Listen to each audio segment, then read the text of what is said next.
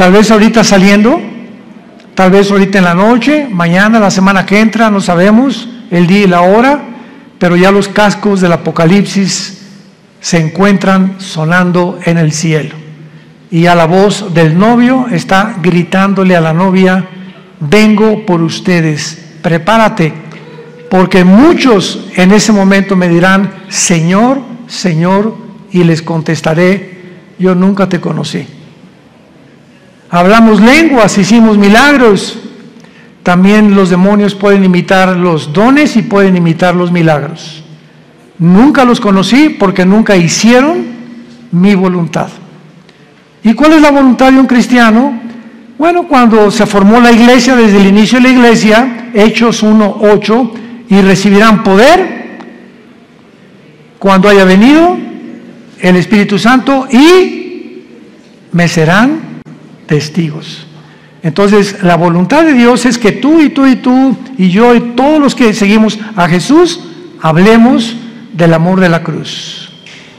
Le hables a tu familia, le des testimonio de lo que Dios hizo en tu vida. Puedes comenzar con eso: fíjate que pues yo era así y era así, etcétera, etcétera. En la Navidad, en una fiesta, en un cumpleaños, y mi vida cambió. ¿Y por qué? Pues conocí a Jesucristo.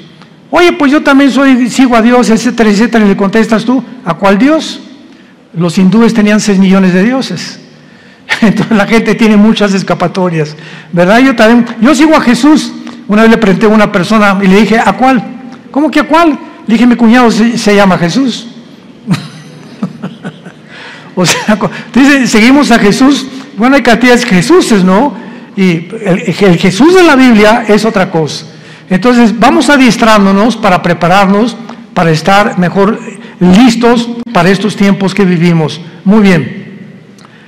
Muchas personas creen que el rapto de la iglesia va a ser el inicio de la tribulación.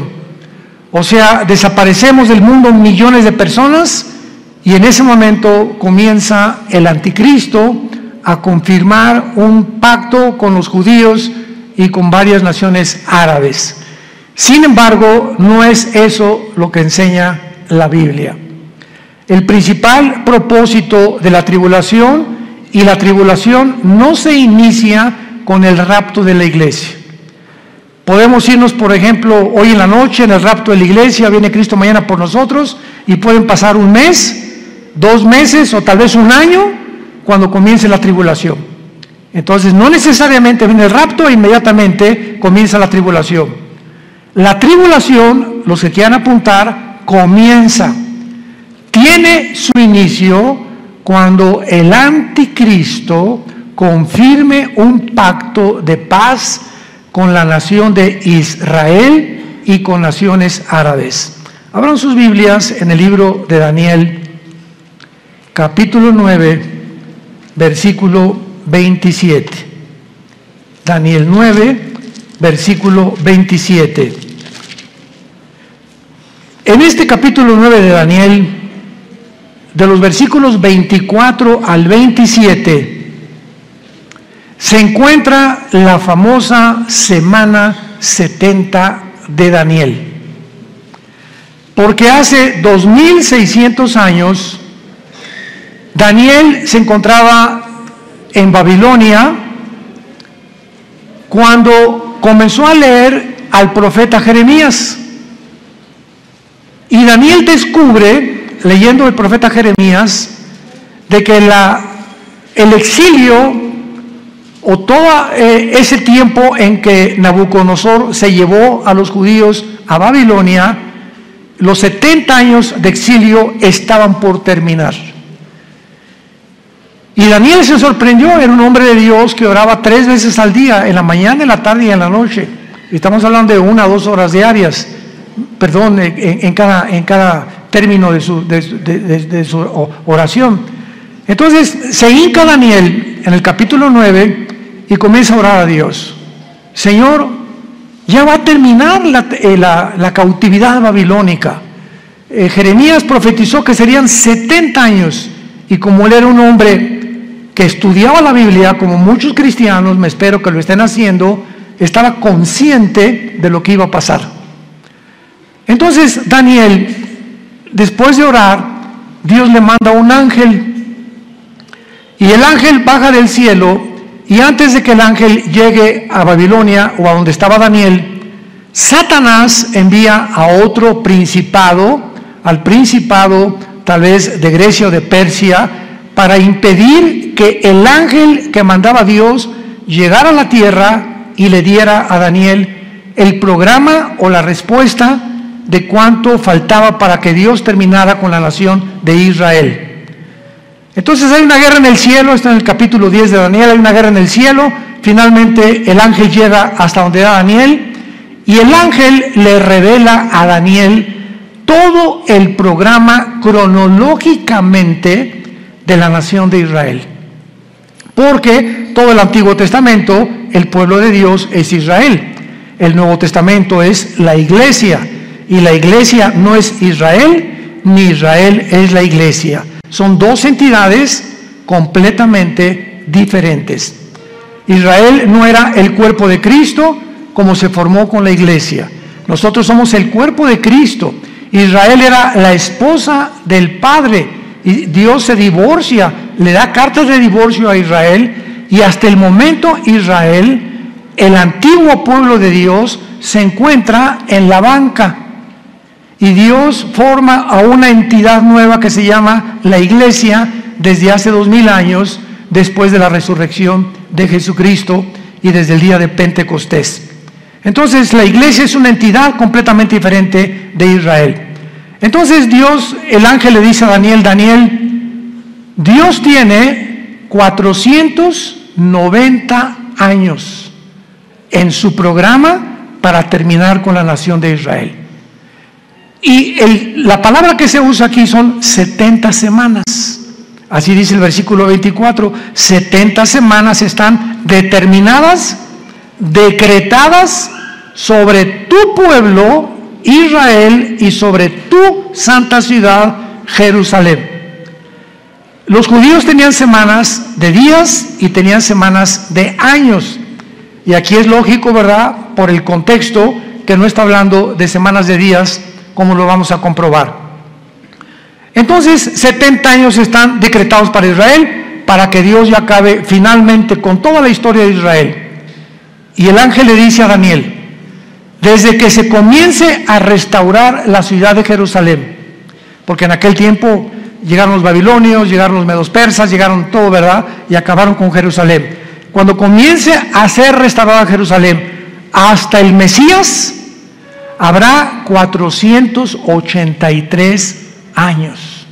483 años, o sea, 6 semanas, que son semanas de años, vuelvo a repetir. ¿Cuándo se comenzó a restaurar Jerusalén? Nehemías, capítulo 2, del 1 al 6. Cuando el rey Artajerjes de Persia le ordena a Nehemías y le da permiso para que regrese a Jerusalén, que estaba hecha a pedazos, y comience su reconstrucción. Y del momento de que se decretó el regreso o la restauración de las murallas de Jerusalén hasta el Mesías, matemáticamente, damas y caballeros, santos de Dios, lo comentaba en la conferencia anterior, para cualquier ateo, cualquier escéptico, cualquier agnóstico que esté buscando evidencias en la Biblia, esto es extraordinario. Fueron exactamente, desde la reconstrucción de Jerusalén hasta la muerte de Jesús, 483 años. ¿Faltan cuánto? Faltan una semana, o sea, 7 años. Por eso se llama la semana 70 de Daniel. Entonces, los judíos rechazan al Mesías y se interrumpe el reloj cronológico de Dios. Y le dice Dios a Israel: no me vas a volver a ver, Jesús, con las palabras de Jesús, hasta que digan Baruch Hashem Adonai Eloheinu, que significa en el hebreo: bendito el que viene en el nombre del Señor. Hasta que ustedes me reconozcan como Mesías, no vuelvo a tratar con la nación de Israel. Entonces Dios se vuelve y forma una nueva entidad llamada la iglesia.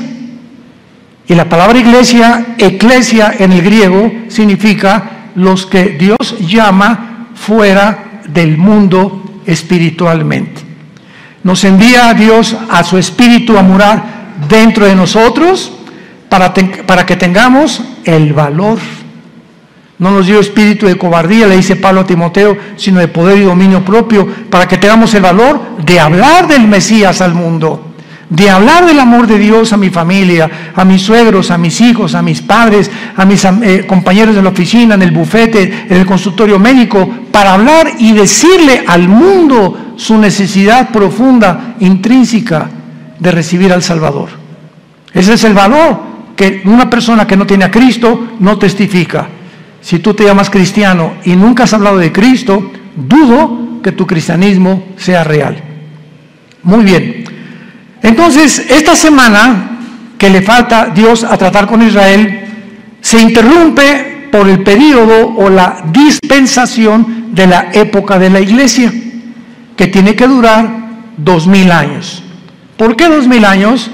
Porque de Adán a Abraham, 2000 años, de Abraham a Cristo, 2000 años, y de Cristo a cuando termina la iglesia, 2000 años, o sea, 6000 años. Dios creó el mundo, el universo, en 7 días, ¿se acuerdan? Génesis capítulo 2. Entonces, este séptimo día, dice el Salmo 90 y 2 de Pedro 3, que para Dios un día son 1000 años, y 1000 años es como un día. Entonces, Dios establece su reloj cronológico desde los 6 días de la creación, que son un símbolo de lo que va a durar la historia del ser humano en este planeta. 6000 años nada más. Y cuando entremos al milenio, al séptimo día, vamos a entrar al reino mesiánico, que serán nuestras vacaciones. Pero ya no vamos a hablar de eso ni nos vamos a adelantar. Es importante que nos ubiquemos ahorita en lo que estamos hablando de la semana 70 de Daniel. Entonces, Israel, ahí nos vemos. Ya no te voy a ver hasta que usted me reconozca. Mientras tanto, Dios se voltea, porque la Biblia dice, los ojos de Jehová están sobre los justos. Y cuando habla la Biblia de los ojos de Jehová, se refiere a su presencia. Entonces, cuando Dios dice, me volteo y no te veo, significa, Dios te ha dejado. Haz lo que tú quieras, Pepito, haz lo que quieras, Carmelita, ya no me vuelvo a meter con tu vida. Y se voltea a Dios y te deja que te hundas y toques fondo. Es la forma como Dios juzga a los seres humanos. Si cuando venga tribulación y angustia me buscarás, y entonces no responderé, porque no es cuando tú quieras, es cuando oigas su voz, no te endurezcas. Y ahorita ustedes están escuchando la voz de la palabra de Dios. Entonces, adiós Israel, Dios forma a la iglesia y comienza a trabajar con nosotros, con el Espíritu Santo. La iglesia tiene que llegar a su final, porque si no llega a su final, ¿cuándo va Dios a regresar con Israel? Entonces, durante este tiempo de la iglesia, he oído a muchos predicadores que han dicho que ya Dios no tiene que ver nada con Israel, que la iglesia tomó el lugar de Israel y que Israel ya se olvidó de Dios. Yo siempre les digo, leer Romanos 9, 10 y 11. 3 capítulos del libro de Romanos de Pablo mencionan que Dios no ha acabado con Israel. A nosotros nos injertó en el olivo original, en el olivo natural que es Israel, y nosotros somos el olivo silvestre. No somos el original, fuimos injertados en el olivo y en las promesas que Dios le dio en el pacto abrahámico a Abraham. Entonces todas las promesas que Dios tenía para Israel se vuelven a favor de nosotros, menos la promesa de la tierra, porque la promesa de la tierra que Dios le dio a Israel se va a cumplir en el reino mesiánico. Entonces, ahora que Dios se está tratando con la iglesia tiene que salir del mundo para que estos 7 años que quedan de la semana 70 de Daniel, que se llaman los 7 años de la tribulación, y vamos a ver qué otros términos se usan en la Biblia, Dios trate con Israel y los meta a un horno. ¿Qué microondas ni qué nada? Va a ser un horno de fuego donde los va a purificar para que puedan estar listos y entrar junto con nosotros al reino mesiánico o al reino milenial. Pero veamos el versículo que más nos interesa, que es el versículo 27 de Daniel 9. Y por otra semana, o sea, por otros 7 años, ahí está la semana 70 de Daniel. Es la semana que falta para Israel, que son los 7 años de la tribulación. Y por otra semana está hablando del anticristo. Confirmará el pacto con muchos. A la mitad de la semana hará cesar el sacrificio y la ofrenda, y después, con la muchedumbre de las abominaciones, vendrá el desolador, que es el anticristo, hasta que venga la consumación y lo que está determinado se derrame sobre el desolador. Santos de Dios, este versículo 27, por eso la Biblia es más moderna que el periódico de mañana en la mañana. La Biblia es más moderna que cualquier noticia que el mundo pueda sacar, porque todo Dios lo puso con anticipación para que cuando suceda nos acordemos que Dios es el Dios que conoce el futuro. Y ese es el verdadero Dios a quien tú y yo estamos sirviendo. Noten ustedes, hablando del anticristo, versículo 27, y vamos a traducirlo: por 7 años el anticristo va a confirmar, no a afirmar. ¿Ya lo vieron? Confirmar un pacto. Esto significa que cuando nos vayamos nosotros y el anticristo se siente con los rabinos judíos o con los gobernantes de Israel actuales, o no sabemos quiénes serán, para firmar un pacto, confirmar un pacto, estos gobernantes judíos van a aceptar que este hombre les garantice la paz por 7 años, por la semana 70 de Daniel, que son 7 años. Entonces el anticristo les va a decir: por 7 años les garantizo que ninguna fuerza externa, ningún poder, ni Rusia, ni China, ni nadie los va a atacar. Pero al mismo tiempo dice: confirmará el pacto con muchos, aparte de Israel. ¿Quiénes son estos muchos? Las naciones árabes, que han sido su principal enemigo de Israel. Ahora, qué maravilloso. Desde 1948 que Israel se estableció como nación soberana, independiente y libre, y el mundo estupefacto volteó hacia Israel, en un día se formó una nación, después de casi 2000 años que estuvieron exiliados por todo el mundo. Entonces, esto es impresionante, porque desde 1948 hasta principios de este siglo, síganme con cuidado, hasta principios de este siglo, solo dos naciones árabes habían firmado pactos de paz con Israel: Jordania y Egipto, que todavía permanecen estos paz con Israel. Pero en estos últimos meses de la administración de Trump y la administración de los demócratas en Estados Unidos, las naciones árabes, aparte de Egipto y Jordania, cosa que nunca se había visto en la historia, comenzaron a decirle a Israel: ¿nos das chance de estar bajo tu paraguas? ¿Qué? ¿What? ¿Nos das oportunidad de que quedemos bajo su protección?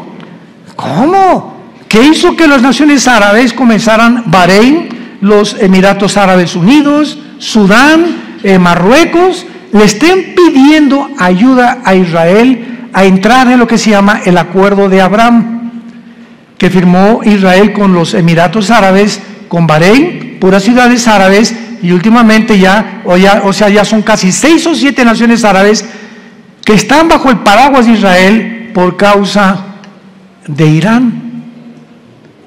Porque Irán comienza a bombardear a Arabia Saudita hace 1 o 2 años, a sus pozos petroleros, y Estados Unidos no interviene, ni tampoco Israel, porque Israel no tiene ningún pacto con Arabia Saudita, es la nación más grande de toda la península arábica. Entonces se dan cuenta los árabes que si Estados Unidos no los protege ya, solamente les queda la aviación y el ejército de Israel, que es el ejército más poderoso del mundo entero. Así de chiquititos, pero bien picosos.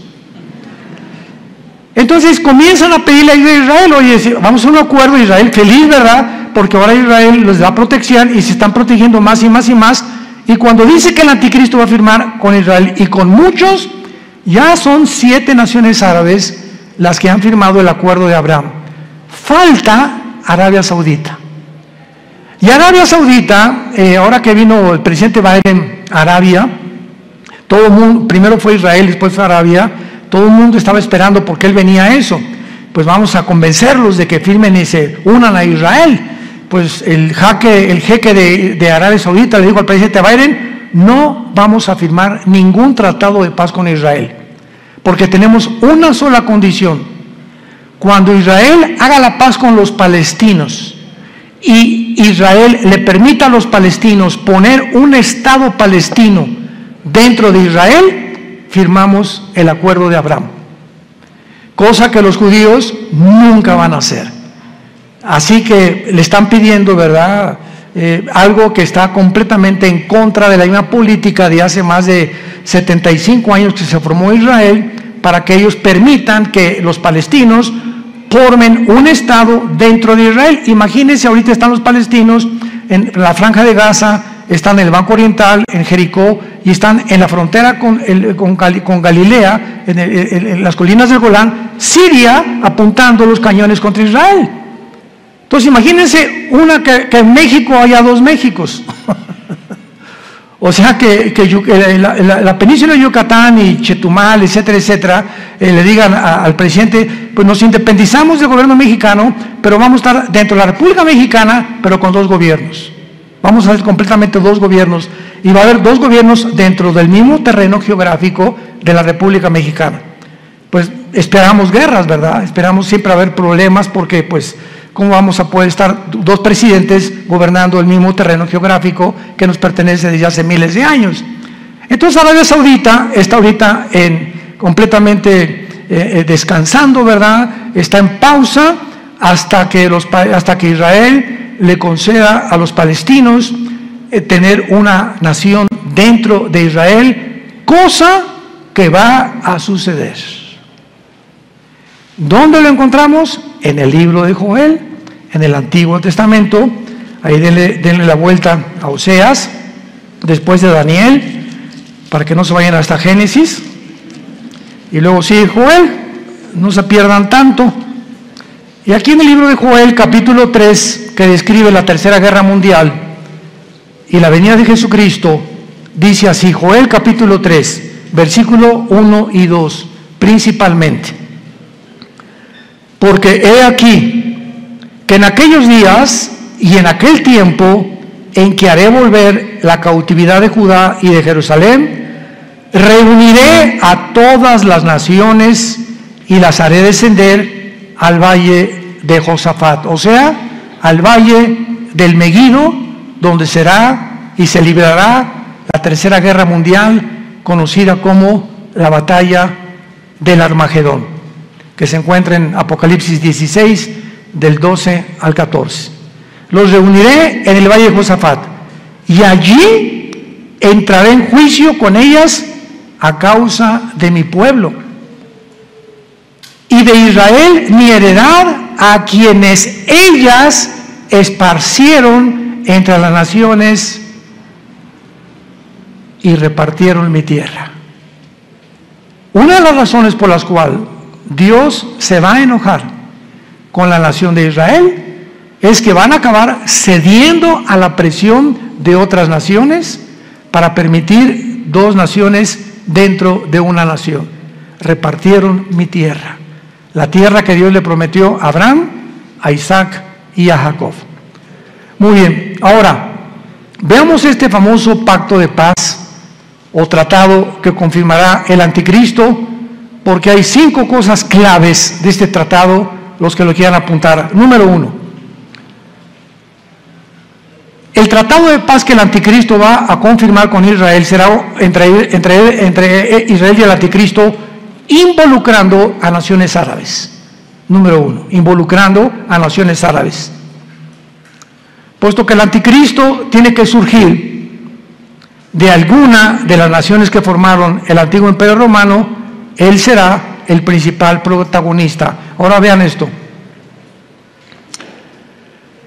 Para los judíos el anticristo va a ser casi como un Mesías, porque para que hayan confiado que nadie los va a agredir, y para que el anticristo tenga el poder de detener a naciones que sean contra Israel, es porque el anticristo va a ser un personaje sobrenatural, controlado por un principado completamente angelical, un principado de Satanás. Ahora esto es muy, muy importante, ¿verdad? Porque él va a ser el principal protagonista y él no va a permitir que nadie los ataque. Antes de que el anticristo firme este tratado, va a haber 2 guerras en Israel, que están mañana en el periódico delante de nosotros. La primera es la del Salmo 83. El Salmo 83 profetizó hace 3000 años que las naciones árabes que forman el círculo cercano a Israel, Egipto, Jordania, el Líbano, Irak y Siria, van a tratar de aniquilar a Israel por segunda o tercera o cuarta vez. Lo intentaron en el 48, cuando regresaron. Al otro día, cuando el primer ministro de Israel proclamó Israel como un estado libre y soberano, los atacaron. Al otro día, el 15 de mayo de 1948. Los volvieron a atacar en 1956. Los volvieron a atacar en la Guerra de los 6 días, 1967, junio del 1 al 7 de 1967. Y los volvieron a atacar en la Guerra de Yom Kippur, 1973. Cuando Yasser Arafat formó el movimiento para la liberación de Palestina, jurando en el decreto que tienen los palestinos: nunca permitiremos que podamos tener un gobierno en Israel sin Jerusalén. Imagínense nada más. Todos los diplomáticos, el presidente Bush, el presidente Carter, el presidente Clinton, el presidente Reagan, el presidente Trump, el presidente Biden, le han dicho a los palestinos: bueno, les damos la mitad de Jerusalén y les damos aquí, les damos allá, y ellos dicen: no, toda Jerusalén. O sea, cosa, ¿verdad? Me río porque es una imposibilidad. Como dijo Benjamín Netanyahu, que tal vez próximamente vuelva a recobrar el primer ministerio en Israel, Netanyahu dijo: el día que realmente nuestros enemigos quieran que les demos Jerusalén, vamos a tener lista la operación Sansón. Así se llama, la operación Sansón. ¿Qué pasó con la operación Sansón? ¿Se acuerdan de la vida de Sansón? En Números capítulo 3 en adelante. Bueno, a Sansón le sacaron los ojos, una mujer lo debilitó en sus fuerzas por andar ahí de rabo verde, ¿verdad? Y el Espíritu Santo lo abandonó a Sansón, se quedó sin fuerza, y entonces los filisteos tenían como un circo, lo pusieron lo empujaron, a ver tu fuerza, etc., y comenzaron a burlarse de él. Y ahí Sansón, en medio de este espectáculo donde todos se burlaban de él, los filisteos, le dijo a Dios: Padre, por favor, yo te pido, como un último acto de mi voluntad, llévame a donde haya 2 columnas, porque Sansón conocía el teatro filisteo, para que yo pueda derribar este teatro. Y entonces unas personas que lo guiaron, ¿verdad?, lo pusieron debajo de las 2 columnas, y entonces Sansón muere junto con todos los filisteos. O sea, Sansón tenía el ministerio de acabar con los filisteos, y fue hasta su muerte que terminó con ellos. En su muerte terminó con su ministerio. Entonces los judíos le llaman Operación Sansón. Si nos atacan, morimos junto con ustedes. Tenemos la bomba nuclear. Entonces Israel nunca va a permitir una invasión. Hasta este momento no lo ha permitido, y siempre ha ganado. Y nunca Israel ha sido el que provoca a sus enemigos. Nunca él ha buscado la guerra. Siempre se ha defendido de las naciones árabes. Con esto, para que no haya malos entendidos, no estamos hablando que somos judíos, porque ahorita no hay judío, no hay griego, no hay gentil, no hay italiano, no hay mexicano. En Cristo, en la iglesia, todos somos iguales. Y ahorita los judíos tampoco son parte de Dios. Están en la banca. Ahorita la iglesia son los ojos y el interés principal de Dios el Padre. Pero Dios va a regresar con ellos cuando la iglesia no está en el mundo. Esta guerra del 83 no tarda en liberarse, porque Irán sigue amenazando a Israel. Esta semana Israel bombardeó el aeropuerto de Alepo, donde encontraron que había aviones cargados de armas iraníes que estaban proveyéndoselas a los sirios para atacar a Israel. Entonces, ahorita Israel anda, ¿verdad?, pero con los ojos abiertos, con sus aviones F-35, vigilando por todos lados, que no haya movimientos de armas de Irán, principalmente a Líbano, a Siria o a Irak, porque son las naciones donde Irán tiene la supremacía. Irán ahorita sostiene a Hezbollah, el grupo terrorista más grande del mundo en el Líbano, sostiene a los yudis en Yemen, en la península arábica, y sostiene al grupo de Hamas en la franja de Gaza o en la franja de los palestinos. Así que Irán ahorita es el peligro número 1 del Medio Oriente y es el que va a iniciar esta guerra para que ataquen a Israel. Muy bien. Después de esta guerra, que tal vez nosotros la vayamos a oír en estos días, porque ya no tarda ahorita con tantos viajes que están bombardeando Israel y a Siria e Irán, y van a tener que responder, y se va a armar un conflicto muy bélico muy grande. Israel va a volver a ganar, de acuerdo al Salmo 83, va a volver a ganar. Y después de la guerra del 83, viene la guerra de Gog y Magog. Ezequiel 38 y Ezequiel 39, en el Antiguo Testamento. ¿Cuál es la guerra de Gog y Magog? Cuando Putin vea que ya los judíos vencieron a los árabes. Ahorita Putin está reuniendo a todas las naciones islámicas del mundo entero bajo su sombrilla.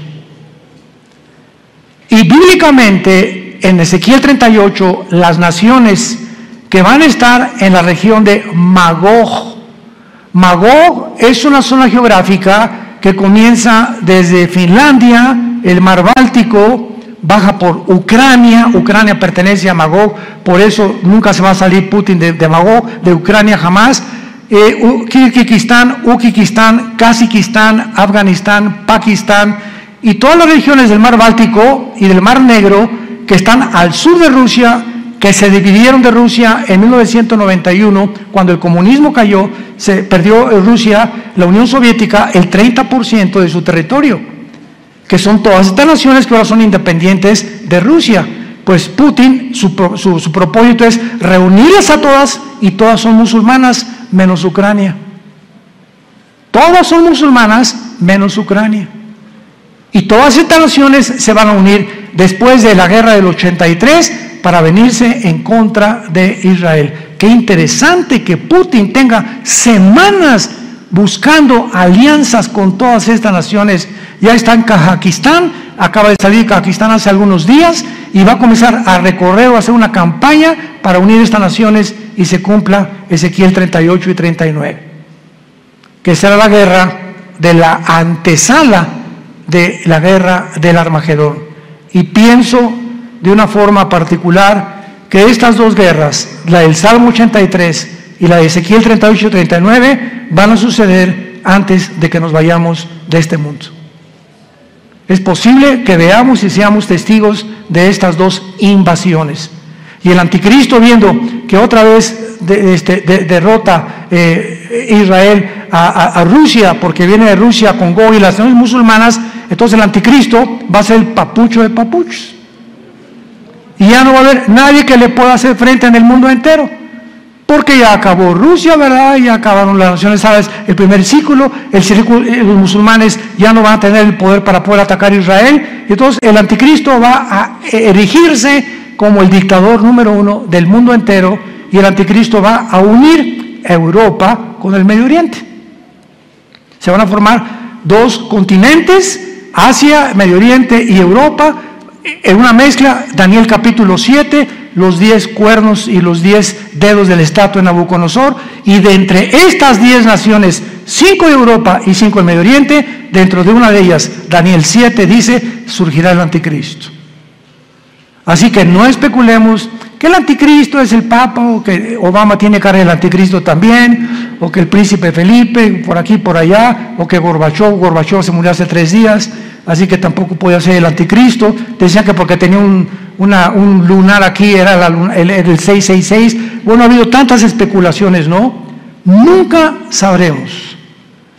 ¿Cuándo va a surgir el anticristo? Hasta que oigamos, pongan atención, santos de Dios, hasta que oigamos. Se formó un G10, ahorita hay un G7.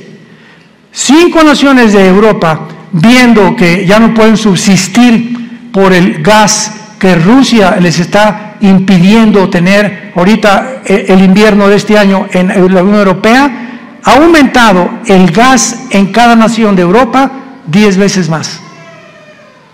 Entonces Europa se encuentra hundiéndose económicamente y ahora sin gas, porque Rusia le está cerrando ya la llave por haber tratado de ayudar a Ucrania. Va a quedar Europa tambaleándose, ¿verdad? Y no hay mejor caldo de cultivo para un dictador que cuando una nación está en problemas, como lo fue para Adolfo Hitler.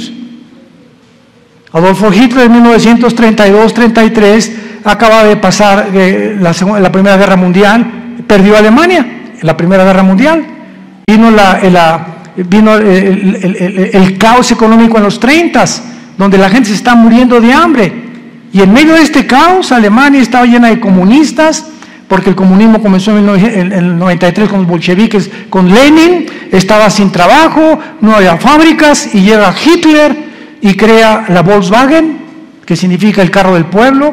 Fernando Porsche fabrica los primeros carros Porsche, hace fábricas, saca Hitler a los comunistas de Alemania, y pues decía la gente, este es el hombre que estamos esperando. Siempre el engaño del populismo, ¿verdad? De los gobiernos populistas. Este es el que estábamos esperando, porque siempre desgraciadamente estamos esperando un hombre que nos saque del hoyo, y no hay nadie que nos pueda sacar más que Jesucristo, el Hijo de Dios, nada más. Entonces Hitler tenía el caldo de cultivo, ¿verdad? Igual todos los grandes dictadores que ha habido en la historia, Saddam Hussein, el que tú me quieras mencionar, surgen cuando el problema en la nación se encuentra completamente económicamente quebrantada. Y de ahí el que surja en la nación le estará eternamente agradecido que lo sacó del hoyo, pues el anticristo se formará y lo adorarán como Dios. De los milagros va a solucionar el problema de Europa, va a solucionar el problema del Medio Oriente, va a solucionar el problema de África, va a solucionar el problema del hambre, del clima y de todos los problemas que ahorita han sido insolubles. El anticristo tendrá la sabiduría, la destreza, el poder de poder realizarlo. Veamos en el libro de Daniel capítulo 8 lo que acabamos de comentar del anticristo. Porque aquí se escriben en estos versículos claramente los poderes del anticristo durante la tribulación. Daniel 8, 23 al 25. Está hablando de la persona del anticristo. Escuchen con mucha atención. Y al final del reinado de estos, cuando los transgresores lleguen al colmo, se levantará un rey altivo, de rostro y entendido en enigmas. Su poder se fortalecerá, mas no con fuerza propia, y causará grandes ruinas y prosperará, y hará arbitrariamente y destruirá a los fuertes y al pueblo de los santos. Con su sagacidad hará prosperar el engaño, en su mano y en su corazón se engrandecerá, y sin aviso destruirá a muchos, y se levantará contra el príncipe de los príncipes, pero será quebrantado, aunque no por mano humana. Rápidamente, para terminar, resalto estas características. En primer lugar, el poder del anticristo no será de él. Su poder se fortalecerá, mas no con fuerza propia, y lo explica Apocalipsis capítulo 13. Y Satanás le entregó su autoridad, y le entregó su poder, y le entregó su sabiduría al anticristo. Por eso dice, su poder se fortalecerá, pero no de él. Todo lo que él haga será porque estará completamente poseído por principados demoníacos. En segundo lugar, dice el versículo 23, que va a ser un rey altivo de rostro y entendido en enigmas. Apunte la palabra en hebreo, enigmas, que es chira. No chiro, chira. C-H-I-D-H-A, chida. Escuchen lo que significa la palabra chida. Significa dichos o cosas difíciles de resolver, problemas para la inteligencia común del ser humano. O sea, que él va a tener una capacidad sobrenatural, científica, filosófica, política, religiosa, que va a asombrar a la mente más brillante que pueda en ese tiempo existir en el mundo. Entendido en enigmas, su poder se fortalecerá, prosperará y hará arbitrariamente y destruirá a los santos con su sagacidad. Esta palabra sagacidad es la palabra sekel en el hebreo, S y con K, sekel, apúntala, que significa inteligencia para resolver crisis. Con su inteligencia para resolver crisis hará prosperar el engaño. O sea, todo su reino será de engaño, de mentiras, de promesas falsas, porque a los 3 años y medio, en lugar de los 7 años, entrará al templo judío, les permitirá reconstruir el tercer templo a los judíos, los traicionará a los judíos y comenzará la persecución. Mateo 24, 15 al 20. Así que nos encontramos, hermanos, ante un panorama delante de nosotros que es muy claro, porque será un pacto firme el que él va a confirmar. Va a iniciarse con 7 años de falsas promesas. Les dará a los judíos el derecho de reconstruir el templo y a los 3 años y medio profanará el templo, persiguiendo a los judíos y a los cristianos que queden en aquellos días. Tenemos ante nosotros una película, por eso se llama el Apocalipsis. ¿Saben qué significa la palabra Apocalipsis? Viene del griego descorrer la cortina, es lo que significa, descorrer la cortina.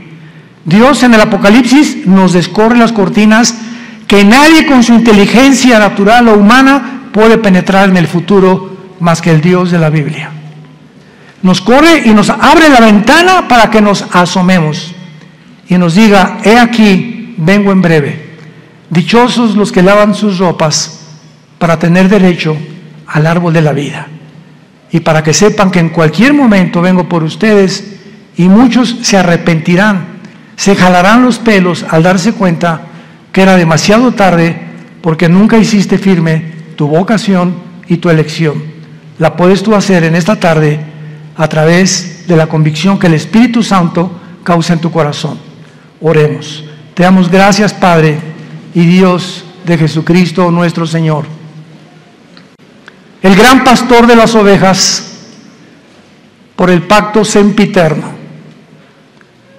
Oramos que Dios te haga hacer, que te motive y que tu pueblo pueda despertar, Señor, porque tu pueblo está dormido.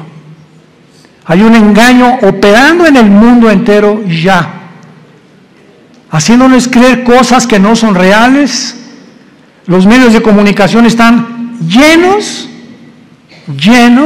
de mentiras, falsedades por todos lados, donde el mundo ya no sabe qué creer y qué no creer.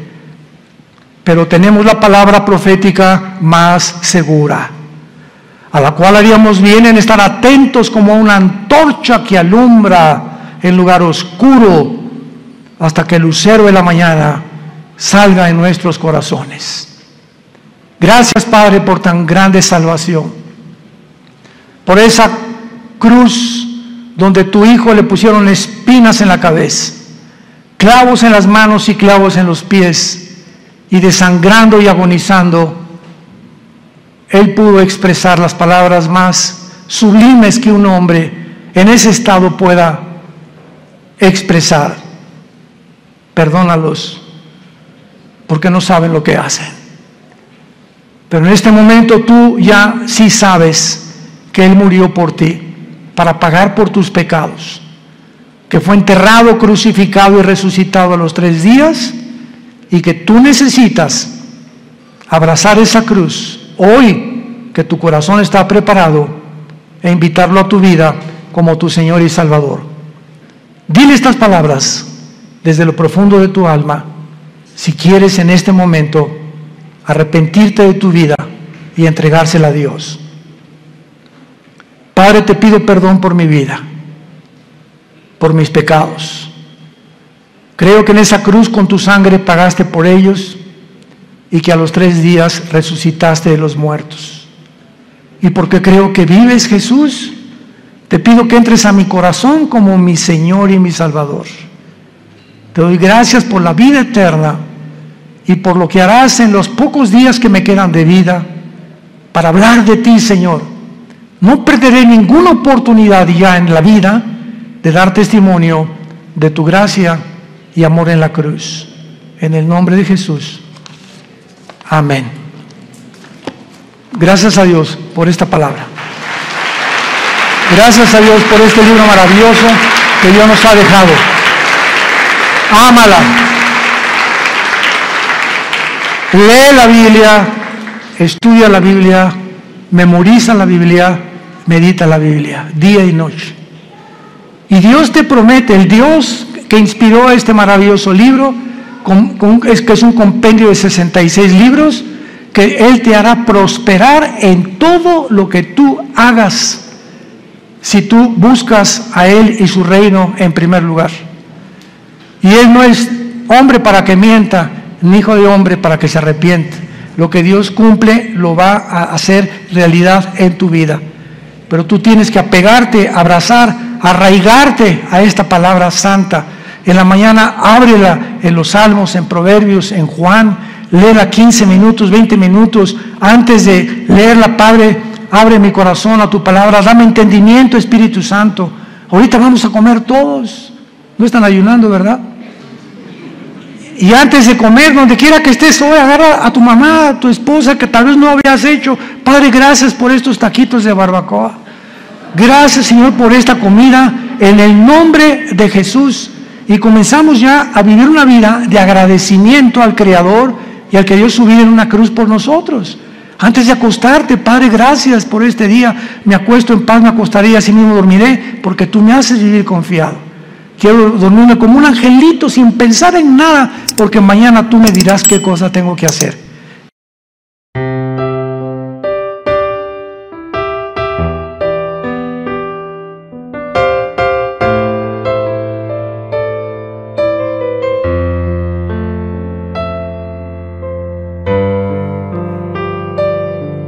When my heart is heavier, I remember that I have got someone like you in my life. A single day is nothing without you. I hope that my sunshine will always be with me. You complete me and my being. Your smile cultivates my heart. I am so not me when you look at me. I forget what I really had to say. This is the magic of your love for me.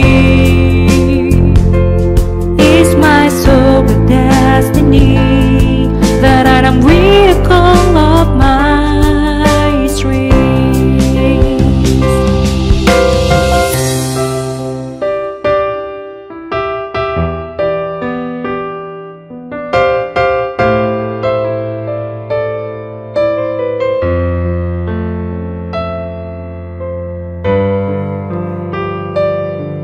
When my heart is heavier,